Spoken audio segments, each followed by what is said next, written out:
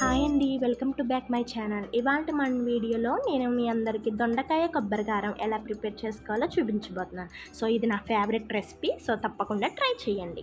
నేను ఫస్ట్ ఒక పావు కేజీ వరకు దొండకాయలు తీసుకుని ఇలా రౌండ్గా కొన్ని పొడవుగా కొన్ని కట్ చేసి పెట్టుకున్నానండి. సో నేను ఒక కడాయి తీసుకుని కడాయి హీట్ అయ్యాక అందులోకి ఒక స్పూన్ వరకు ధనియాల్ని, హాఫ్ స్పూన్ జీలకర్ర, ఒక స్పూన్ పచ్చెనపప్పు, ఎండుమిర్చి 4 నుంచి 5, వెల్లుల్లిపాయలు కూడా 4 నుంచి 5 తొక్క తీయకపోయినా పర్వాలేదు. సో ఇవన్నీ వేసుకుని బాగా డ్రై రోస్ట్ చేసుకోవాలి. సో ఈ ఇంగ్రీడియంట్స్ ఏమి కూడా మీరు స్కిప్ చేయడానికి వీలు లేదండి. సో తప్పకుండా ఉండేలా చూసుకోండి.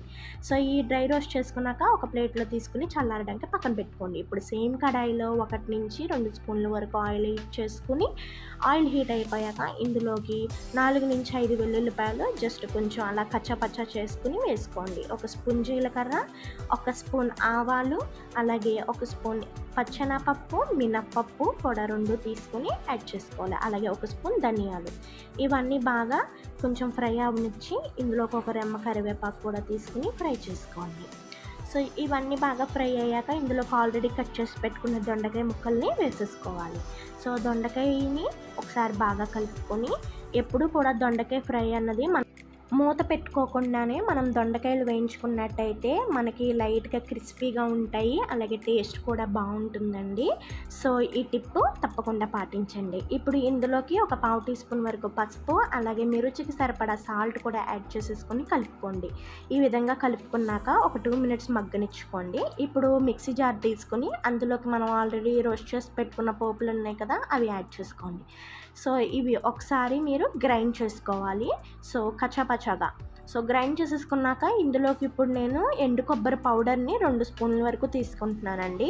ఒకవేళ మీరు ఎండు కొబ్బరి ముక్కలు తీసుకోవాలనుకుంటే కనుక పోపులతో పాటే 2 నుంచి 3 ఎండు కొబ్బరి ముక్కలు వేసుకొని మీడియం సైజువి గ్రైండ్ చేసేసుకోవచ్చు. సో నేను గ్రైండ్ చేసేసుకున్నాక చూసారా ఈ విధంగా మెత్తగా పౌడర్లా అయింది, పక్కన పెట్టేసుకున్నాను. ఇప్పుడు దొండకాయలని ఒకసారి చూసుకోండి. సో దొండకాయలు ఆల్మోస్ట్ ఫ్రై అయిపోయినాయి కదా, ఇంకొక 2 మినిట్స్ ఫ్రై చేసుకొని ఆ తర్వాత మీరు రెడీ చేసి పెట్టుకున్న ఎండు కొబ్బరి కారాన్ని ఇందులోకి యాడ్ చేసేసుకోండి. సో ఎప్పుడు కూడా దొండకాయలు ఫ్రై అయ్యాక లాస్ట్లో మాత్రమే ఈ పౌడర్ని యాడ్ చేసుకోండి. మీరు దొండకాయలు వేగకుండా ముందుగానే యాడ్ చేసుకుంటే టేస్ట్ బాగోదు, అలాగే ఇది అడుగంటుతుంది కాబట్టి మీకు ఫ్రై అన్నది మాడిపోతుంది.